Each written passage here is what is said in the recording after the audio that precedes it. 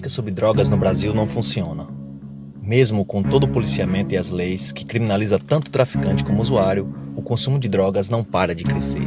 Ou seja, a proibição não barra nem o uso nem a venda das drogas. Por quê? O tema guerra às drogas surgiu nos anos 60, liderado pelo então presidente dos Estados Unidos, Richard Nixon, que se referia a um conjunto de políticas de proibição de drogas por meio de um policiamento extensivo, separando os países entre produtores e consumidores, direcionando a responsabilidade da produção das drogas para a América Latina e para outros países da região periférica. Estava assim criada a Divisão Internacional das Drogas. No Brasil, a primeira lei anti-maconha foi criada em 1890, 2 anos depois da abolição da escravatura.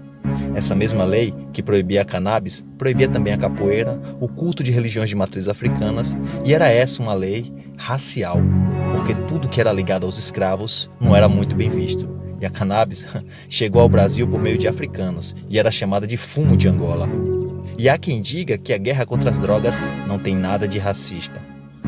Em 2006, uma lei de drogas foi criada e basicamente dava ao Estado o poder de decidir sobre qual a quantidade de drogas apreendida era para uso próprio ou para o tráfico. É nesse momento que o racismo novamente aparece. Porque o jovem branco do bairro nobre sempre vai ser usuário, enquanto o jovem negro da periferia sempre vai ser traficante. A proibição criou a guerra pelas drogas, que fez aumentar, ano a ano, o número de assassinatos registrados no Brasil. Alguns policiais acreditam ter o poder de executar qualquer pessoa suspeita por vender drogas. Nós sabemos muito bem quem são os atingidos com isso, em sua maioria homens, pobres, periféricos e negros. O Estado, com sua política antidrogas, é tão problemático que esse tipo de assassinato mata mais que as próprias drogas. Segundo a ONU, a quantidade de morte por overdose no Brasil é cerca de 1 a cada 1 milhão de habitantes, enquanto a Secretaria de Segurança no Rio de Janeiro registra cerca de 60% de mortes cometidas por policiais. Foram de jovens suspeitos por tráfico.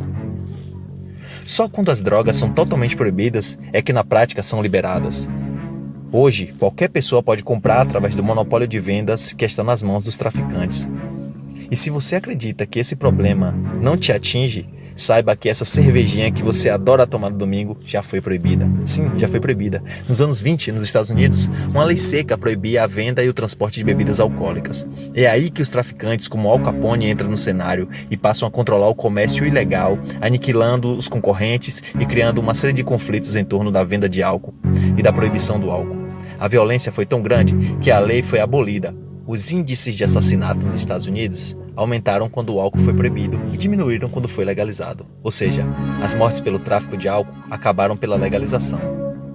E falando em legalização, existem muitos lugares do mundo em que essa maneira de lidar com as drogas deu muito certo. O estado do Colorado, por exemplo, legalizou a maconha e agora ela é vendida em locais licenciados e os traficantes perderam seu espaço pouco a pouco.